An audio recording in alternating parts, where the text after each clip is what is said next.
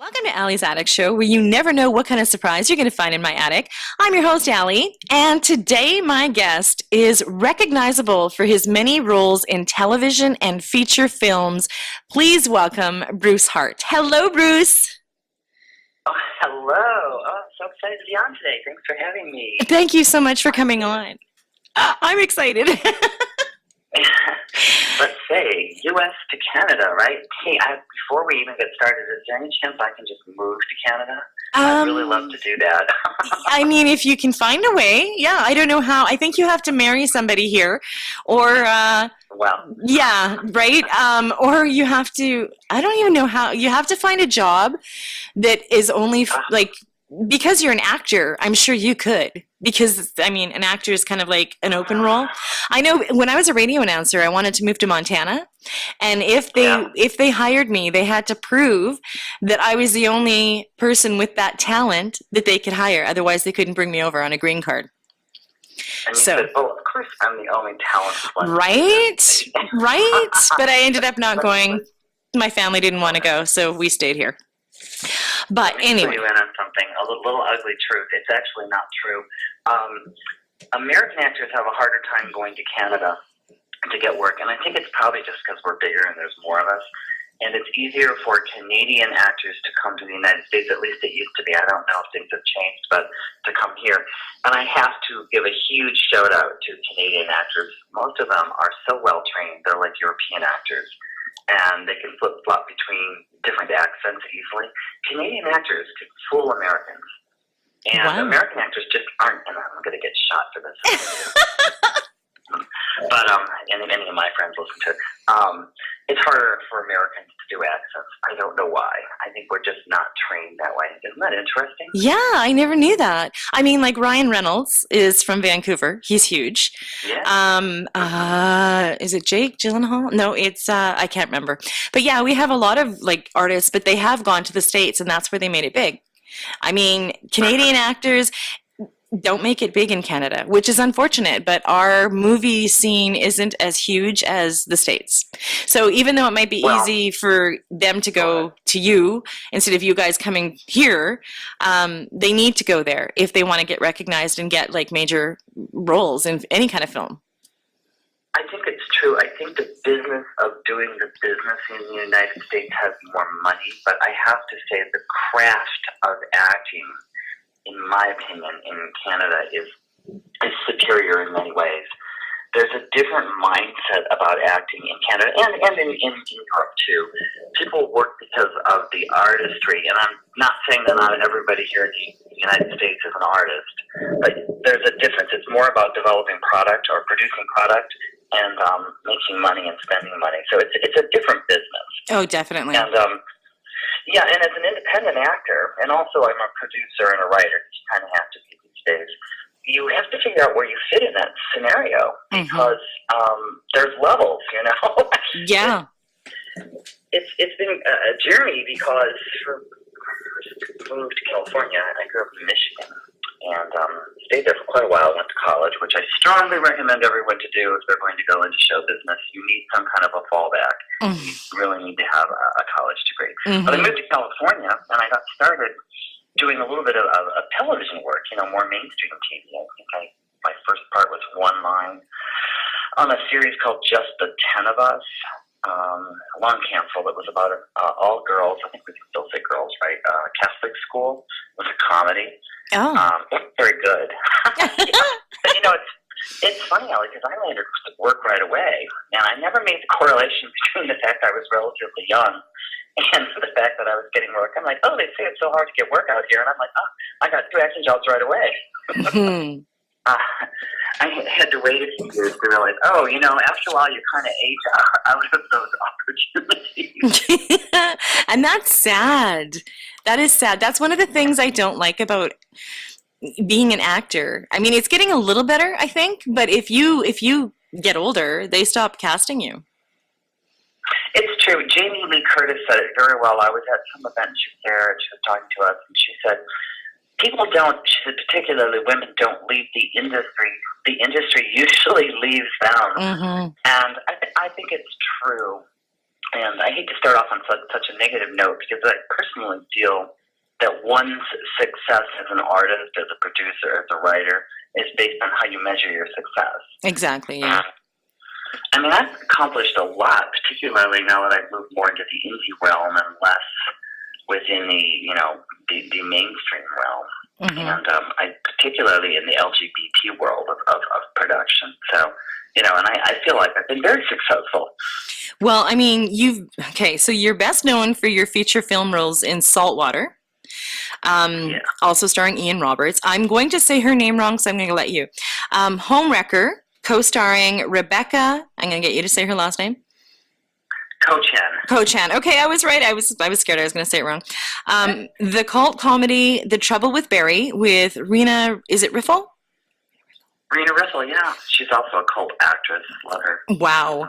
And then in 2007, you appeared in the award-winning short film The Reckoning, and that was about gay bashing and was cited by the Life Affirmation Association for your strong portrayal as the abducted and victimized leader of a fictional gay and lesbian center. Yeah, it's kind of a painful little film to make. It did really well. It's one of the few things, it's 2007, so it's one of the few things I've done that's shot on 35 millimeter on film. Mm-hmm. Almost everything nowadays is high-def digital, so it has a real interesting kind of creepy quality to it. I had fun doing it, but it was also kind of horrible. I mean, when you're simulating getting your head bashed in with a shovel, it's, not the most, it's a little nerve-wracking. You're like, don't get that shovel any closer to my face, please. Yeah. I always wondered, because, I mean, I know a lot of, I think Sylvester's, I don't know who, I know a lot of them do their own whatever. What are they called? What am I looking for? Their own stunts? There we go. That's the word. But then I know a lot of them use body doubles and stuff. But when you are not only a shovel coming that close to your head, but being victimized, I mean, even though it's a movie and it's a movie, does it affect you after? Well, I'll tell you, for me, it actually was a little cathartic, and I'm just going to share a snippet of this. But when I first moved to Los Angeles, ironically, I did get gay bashed, and I was beat up on the street. It was pretty severe, and it was so quick and so fast. I never really talk about this anymore because it was a long time ago, but when I got the role in The Reckoning, my best friend said, I don't think you should do this. He said, I think it's going to lead to long-term problems. And I said, no, actually, it's an opportunity to tell the story once, get it over with, and it's there forever, and I don't have to continuously talk about this anymore. And that's exactly how it played out for me. Okay. Particularly because, without spoiling anything, the movie has a theme of revenge, which is kind of cool. Awesome. And, so, I got to participate in that and then see the attackers, punished in the end. So I guess it was kind of cathartic. Go ahead. It was kind of cathartic then.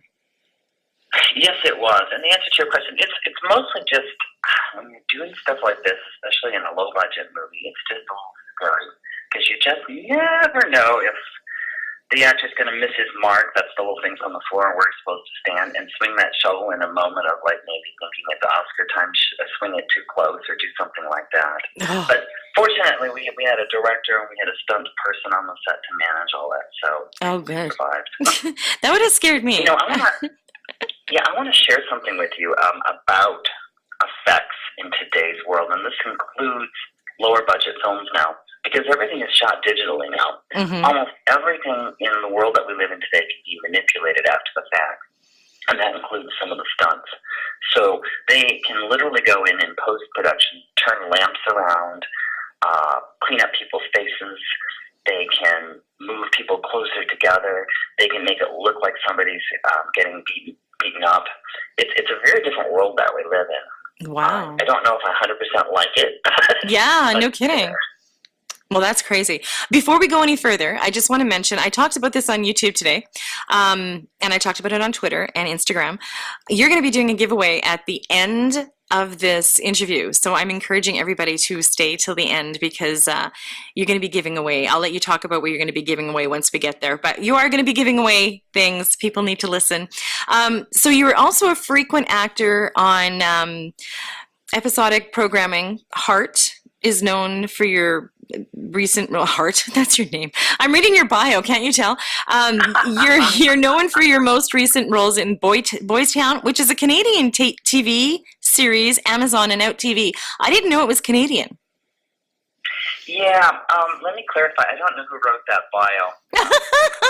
I love this when this happens.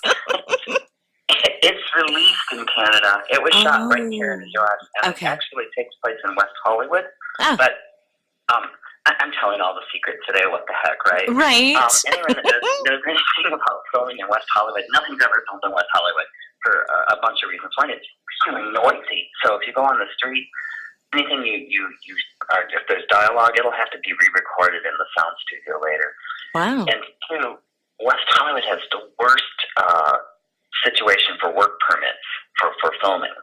So anytime you see West Hollywood, it's usually Long Beach because Long Beach is much more forgiving about filming. So it's Long Beach pretending to be West Hollywood. Oh my goodness. See, this is why I love this show, because people come on and tell me things that they normally wouldn't tell people, and I'm like, wow, because I get to hear it. That's cool. Okay, well, now we know. It was not shot in Canada. It was just released in Canada. That's funny. Long Beach. Okay, so, and the digital series Old Dogs and New Tricks, which was on Hulu. Ooh, yeah, my favorite. So I have to tell you, I did both shows simultaneously. I was on Boys Town, which is more like a soap opera, a 30-minute soap opera. Mm-hmm. That's on a pay-per-view channel. Simultaneously, I was shooting Old Dogs and New Tricks, which incidentally also takes place in West Hollywood and is also shot anywhere but in West Hollywood. And I was shooting that one simultaneously. The difference between the two is Old Dogs and New Tricks was originally classified as a web series. They call it a digital series now, which means the episodes are generally shorter, like 15 minutes. And that's because the design is for people that just want to get a quick fix and watch. Okay. And you might find it on YouTube or other, and it was on Hulu also. And then once in a while, Old Dogs would do a full length, what they call a special, and that would be 30 to 45 minutes, versus Boys Town was always consistently 30 minutes. So interesting, I was living in two different worlds simultaneously, and you kind of have to adjust your acting style because for Boys Town, since it's a little bit more soap opera-esque or more dramatic, you're playing it one way, but Old Dogs and New Tricks is kind of more of a comedy. Kind of. It is a comedy. So you're more sitcom-esque. Oh, so wow. It's kind of fun. Yeah. That would be crazy having to memorize lines for two. Or do they have a teleprompter? Am I going to hear more secrets? Because I've always wondered, like, how do they not forget their lines? Like, oh my God. I'm in awe of actors myself. I have no idea. Because it's usually divided into takes. The first thing I'll ask when I'm filming is, the difference is a master is when you shoot the whole scene once. Then you go back and shoot little pieces of it if they want to get in closer. I'll say, are you going for a perfect master? That's what I'll usually ask if I don't know my lines. Because if they're going for a perfect master, I better damn well make sure I know my lines so I'm not the one that screws up. Yeah. But a lot of times it's divided into little pieces. So you only really need to know what you're saying at the moment you're saying, which is, I will tell you this. I'm not one of those people, though. Somebody said I'm like Joan Crawford, I guess. She always knew her lines and was always like, everything was the same every time she did it. And that's kind of me. Oh. I don't know. It makes it easier for the director or the producer if you're just prepared. Yeah. Yeah, I guess it would. That's cool. I always wondered that. Now I know. I'm finding out all kinds of things. I'll tell you a real quick story if you want to hear it. I shot a low budget, not that low budget actually, and I don't want to name names. I just can't. Okay, yeah, no. It was a horror flick. Beautiful set. And one of the actors who I don't want to embarrass him, but he didn't know his lines, and I think he was having some other issues, if you know what I mean. Mm-hmm. But I had to walk down a spiral staircase, and at the bottom of the stairs, he would say this one line, and then I would say my line. And in the movies, you can't look at your feet. You can't. So I had to walk down those stairs with my head held high, and it's an open concept spiral staircase. Pretty terrifying. Yeah. So I did it. I practiced it a couple times. I slipped down those stairs, and I get to the bottom, and he screws his line up. Oh. So director goes, cut, back up the stairs again. Because he didn't know his lines. back down the stairs again. Cut. We did 14 takes. I thought I was going to break my leg. Oh my God. And I finally said to the director, can't we just cut at the bottom and then you can jump in close and you can say his line? Because once in a while I'll suggest something. The director said, no. Oh. We're done. You know, I don't have any say. I'm for hire. I'm like, okay. Yeah, up the stairs I go. Oh my God, that's crazy. That's crazy. Wow. I always wanted to be an actor, but I can't. I can't. I would never have been able to be one. So, because I get too involved. I'm too emotional. I'm blah, blah, blah, an empath. So I feel everybody's, you know, I couldn't do it. I could not do it. Emotional good. Emotional's good. Well, yeah, except I mean, I cry at commercials for the love of God. So no, it would not be good. Oh, I cry too. Sometimes I cry when I see how I look. I'm like, oh my God. I cry when I'm happy. I cry when it's just crazy. My whole family they think it's hilarious. They have my entire life, but that's just how I am. So I don't know. I don't know if I've been a good actor, actress, whatever they're called. So in 2017, you starred in a theatrical feature, Open, which it was on Amazon. It's on Amazon, it's on Vimeo, it's streaming, but of course it did a whole year of festivals first. Okay. How it works. And in the old days, it would do the festivals, then you'd try to get a distributor, and the distributor would then do DVDs, and they would also try to get what they call, in the old days, a broadcast deal to show it on television. That doesn't even exist. There's no such thing as broadcast deals. And so nowadays, and I'm going to tell you a quick story about another film I did. Nowadays, you don't do that anymore. You do the festivals just to get some press and hopefully pick up some awards. We won 2 awards, Best Comedy and Best Feature. I also got nominated for Best Actor, but I did not win. But it was still an honor to be nominated. Mm-hmm. And then when it's done, then what you do is you first create DVDs. I self-distributed Open. I co-produced it with somebody else. We created DVDs to sell, which are doing very well, and then eventually you put it onto a streaming platform like Amazon or Vimeo, which is where it is right now. And you don't really need a distributor. I mean, you get to keep all the money yourself, which is kind of nice. Awesome. That's cool. So, but my little story is I produce a lot of stuff, by the way, but I don't always executive produce, so it's not always my film. Sometimes it's somebody else's film, and I just come in and say, let me help you with that. I'll give you some money, or I'll do this, or I'll do that. But the other one that I pure produced was Homewrecker, and Rebecca Cochen is in both of those films. In Homewrecker, she plays this real trashy gal that's in love with the lead character. In Open, she plays my sister. But for Homewrecker, it was the old school way of things were still done. So we did the festival circuit, then we secured distribution, then they shopped it around for a broadcast deal, and then the DVDs came out. It's just, the world is really, really changing in the indie world, so, and poor distributors, you know, I mean, they're getting cut out because who needs them anymore, you know? Well, and I mean, at the end of the day, I think a lot of them take a little bit too much money anyways, so this way you get to keep it all yourself. So, I think so. Yeah. So I'm like a huge indie supporter of anything. So I just feel that if you're, you know, that talented and you can do that, you should be able to get all the money, not, you know, get some of it. I think so. There's an advantage to having a distributor in that they pick up a lot of the details that you don't think about. Yeah. They'll go out and get you more press. They'll go out and get you maybe more opportunities to screen it than you would have thought yourself. But you're right. There's obviously a lot of money that disappears when there's a distributor because they're getting it. Whatever contract you've negotiated. So, you know, I think it's going to change again. I honestly don't know where we're headed on this. Well, I mean, it's the same with indie music. It seems like it's just going to be that indie music is making, I don't know if indie music was ever big. I think in the 60s and 70s it started, but then that's when labels started too. So I think the indie world disappeared quick, but it seems like it's coming back full force because so many of the artists want their own, they want to be creative and they don't want to be told what to do. And they're getting ripped off.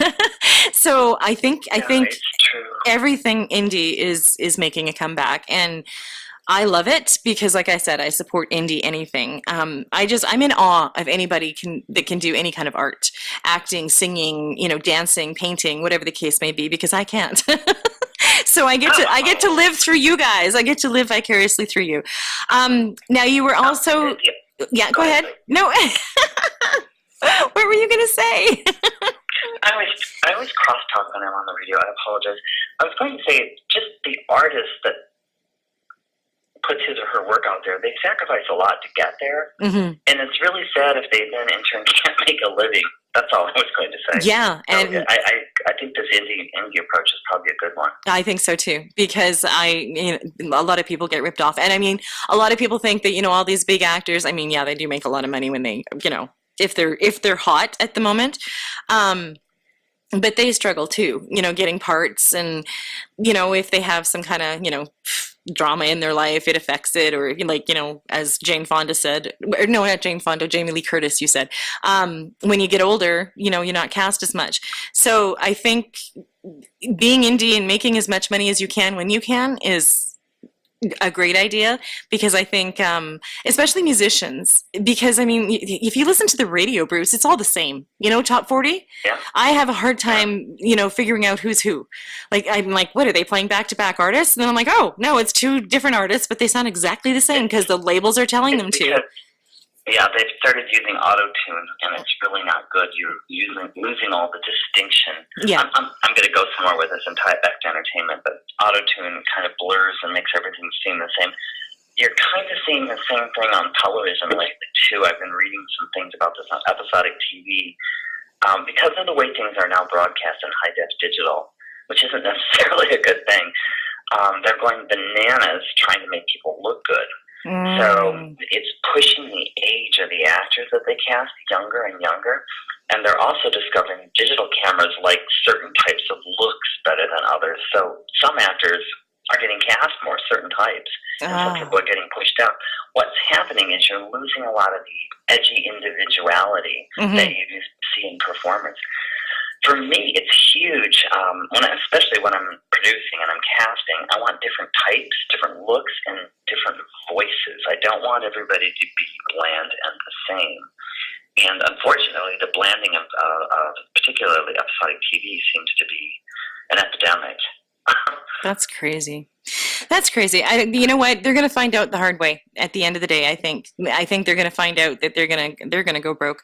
I mean, I don't know. I could be wrong. I can't foresee the future. I think what will happen is this: somebody will just come out with something and say, "We're not going to do it that way," and suddenly they'll be the new thing. Oh, wow, that's really great. Let's keep these others to the curb, and now let's do this other. You know what I mean? Yeah, exactly. They jump on whatever is like trending and doing well, no matter what it is. Okay, so you've written and produced 7 popular stage shows for the Los Angeles stage, including the long-running It Started With a Lie, and then Naked Deception, which became the film Homewrecker in 2009. And they were produced through your production company, Hart Productions, which you founded in 1999. A long time ago, before cell phones, yeah. Right? Oh my goodness. Yeah, I produced a lot of theater in LA. It's all original stuff. Some I wrote, some I did not write. I have a writing partner that I used to work with. We don't produce together anymore because he's moved on to doing other things. His name is Paul Vanderroost, hence the Vander in the production company. Okay. But he doesn't produce with me anymore. I produce everything with my brother, Paul Hart. So we just, changed the last name, and it's still Paul. Okay. Gotcha. Well, at least you're really with your brother. It's just this amazing play, and it probably can never be produced again because it's out of date.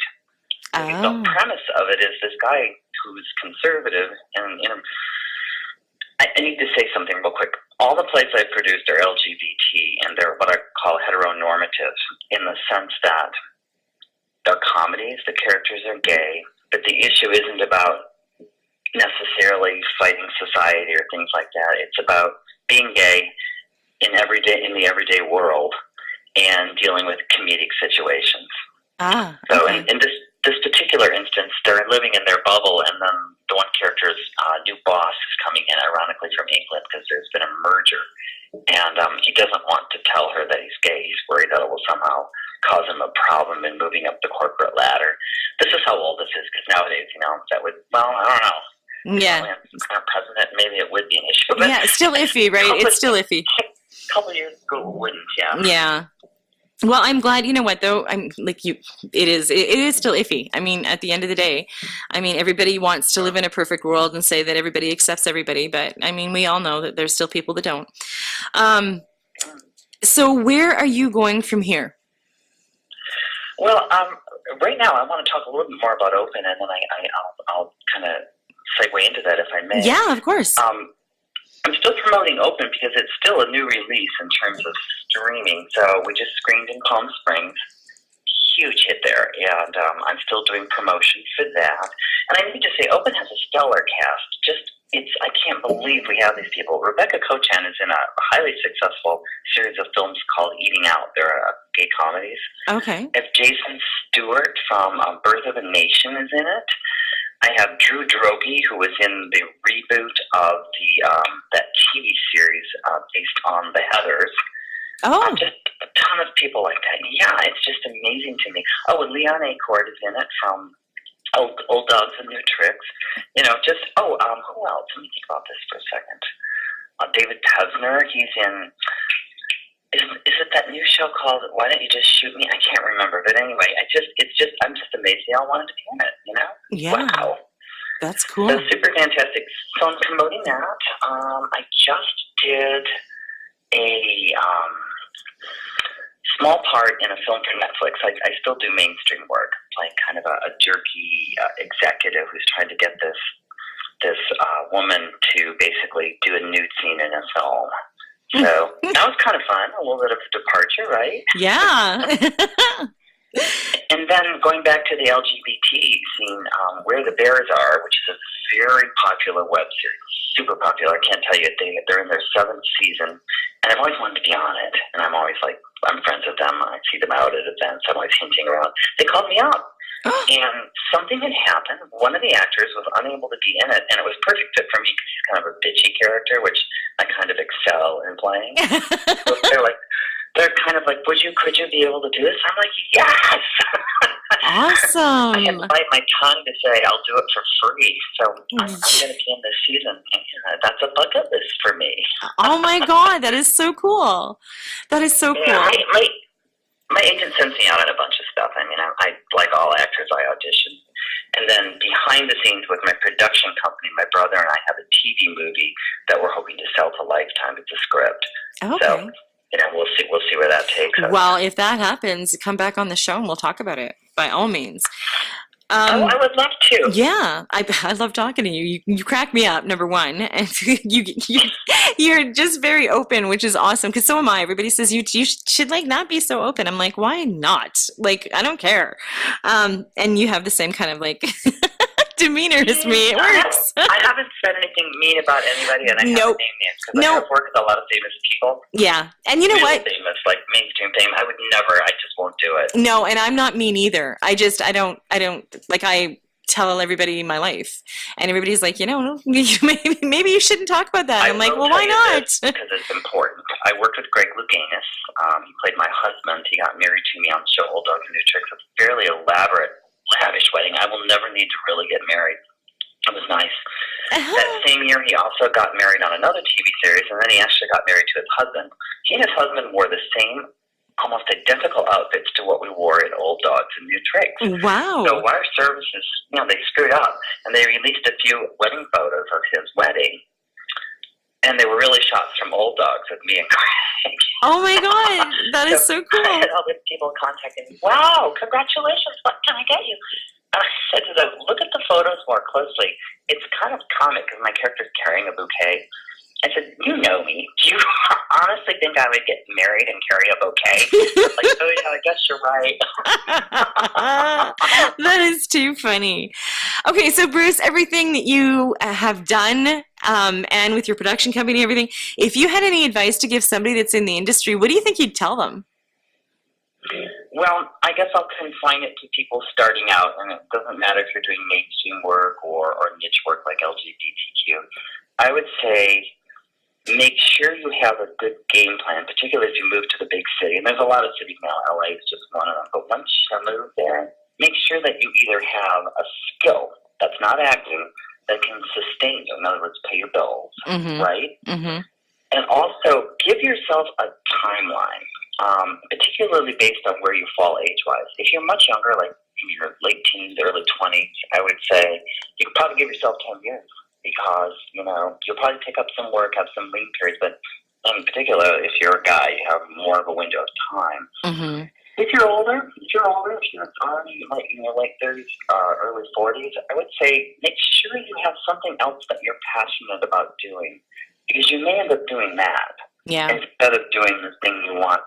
Some people, and I've seen this a million times, they'll do a film, maybe one that I've worked on, and they'll get out of the business. It wasn't as much fun as they thought. They're like, oh, it's a whole lot of work. Like my friend Maria, I don't think she might have mentioned this. I gave her a line in Open, and we shot for 12 hours that day. She goes, I sat around for 12 hours to say one line. I'm never doing this again. So my point is, just come prepared and come prepared with a backup, Yeah. And not everybody can sustain. Exactly. And that's, because so many people go, even here in Canada, I'm going to go to Hollywood, or I'm going to go to LA, and I'm going to be an actor. And it's like, oh, yeah, you know how many people do that? Like, make sure and you're right, you have a backup plan, have something else that you can do.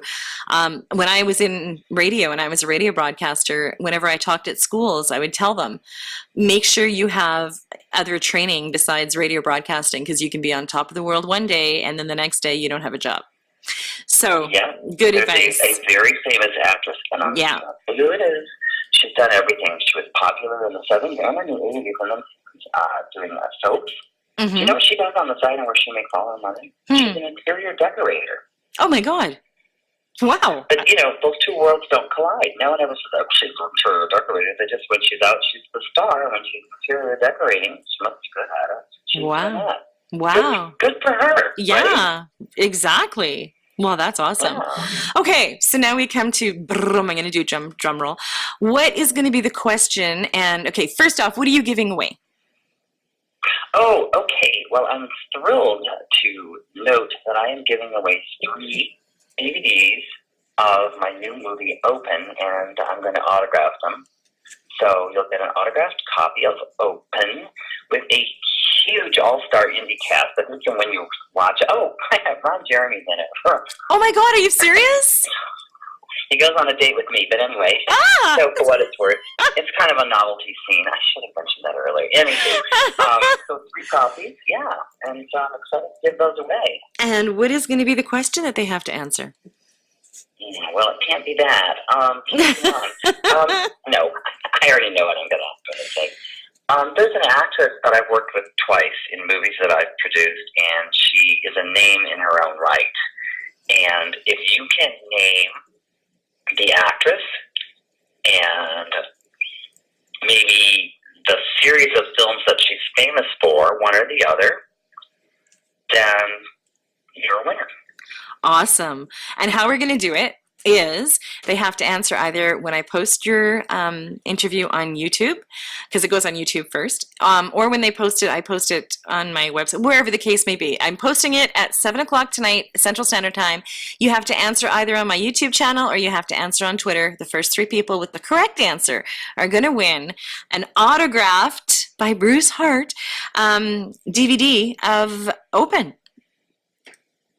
Awesome. I'm very excited about this. You're the first guest that's ever done this, by the way. We're free. I'm so flattered. I really hope people enjoy the film too. It really is a lot of fun. And if you want a little bright spot without any politics, even though I can be political, it's just a happy movie, and I'm telling you now, it has a happy ending. So awesome. Okay, I hated when they started doing movies without happy endings. The first movie I saw was oh my God, I can't remember it now. Oh my goodness. Okay, anyways, I can't remember. And it was a sad ending, and I was bawling, and I was looking at everybody going, what had just happened? There was no happy ending. Like, there's always happy endings in movies, but they changed it like years ago, and yeah.